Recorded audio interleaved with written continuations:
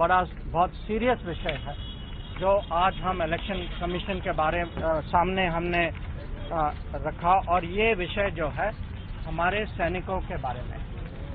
कुछ दिन पहले राहुल गांधी जी ने कहा कि नरेंद्र मोदी ने दो तरह के सैनिक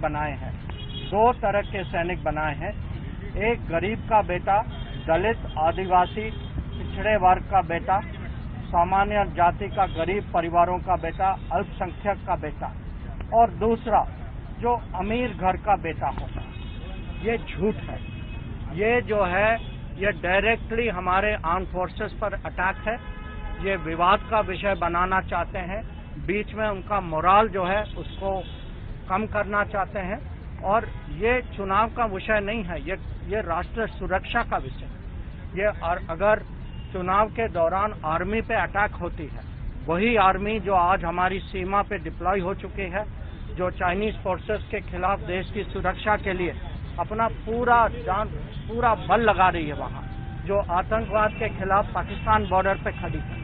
अगर आप उस समय उनको ऐसे अटैक करते हैं, बिना कारण के अटैक करते हैं, झूठ फैला के अटैक करते हैं, और ऐसी चीजें कहते हैं कि अगर इन लोगों का ये शहीद भी हो जाए तो भारत सरकार इनके लिए कुछ नहीं करेगी। तो ये हम बहुत इसको सीरियसली मानते हैं, और हमारा अर्ज है इलेक्शन कमीशन को कि इसके बारे में बहुत स्ट्रिक्ट एक्शन लें।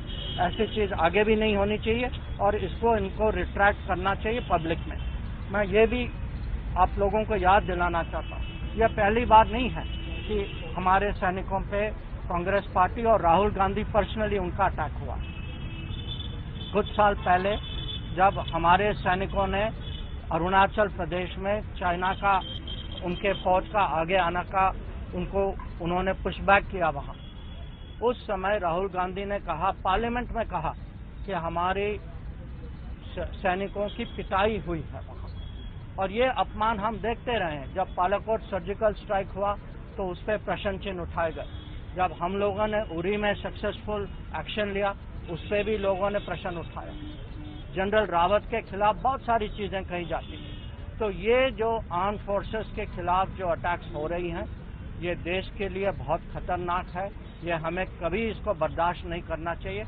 आज हम जो है इलेक्शन कमीशन के सामने आए हैं, पर हम देश के सामने भी ये विषय रखना चाहते हैं कि ये देश बर्दाश्त नहीं करेगी कि हमारे सैनिकों पे ऐसी अटैक्स हों, और ये राजनीतिक कारण के लिए हो।